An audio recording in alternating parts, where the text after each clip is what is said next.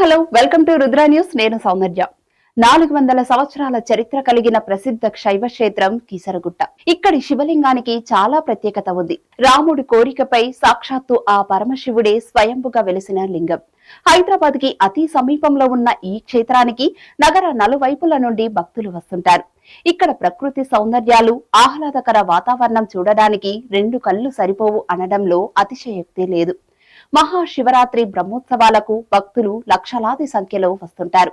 శ్రావణ మాసం, కార్తీక మాసాలు ఇక్కడ ప్రత్యేకం. మరి అంత గొప్ప చరిత్ర కలిగిన ఈ క్షేత్రం అభివృద్ధికి ఎందుకు నోచుకోవడం లేదు?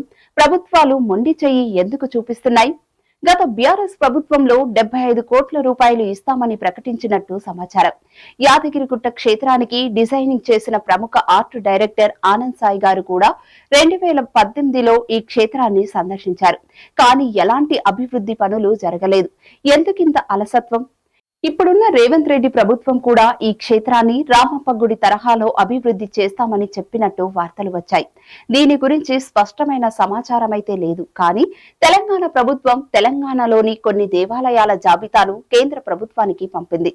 అందులో వేములవాడకు, భద్రాచలానికి, జోగులాంబ అమ్మవారికి, రామప్ప ఆలయానికి, అనంతగిరికి, బల్కంపేట ఎల్లమ్మ తల్లి ఆలయానికి, సోమశిల ప్రగతికై నిధులు కేటాయించారు. కీసరగుట్టకు మాత్రం మొండి చెయ్యి చూపించారు. ఎంతో మంది రాజకీయ నాయకులు, ఉన్నతాధికారులు, కేంద్ర మంత్రి కిషన్ రెడ్డి గారు కూడా పలుసార్లు ఈ క్షేత్రాన్ని దర్శించుకున్నారు. ఇక్కడి నాయకులు దీన్ని రాష్ట్ర ప్రభుత్వం దృష్టికి మరియు కిషన్ రెడ్డి గారి దృష్టికి తీసుకువెళ్లాలి. ఇంతటి ప్రాశస్త్యం ఉన్న ఆలయ అభివృద్ధికి బాటలు వేయవలసిందిగా భక్తులు కూడా కోరుతున్నారు. ఇలాంటి మరిన్ని ఇంట్రెస్టింగ్ న్యూస్ కోసం రుద్ర న్యూస్ ని సబ్స్క్రైబ్ చేసుకోండి.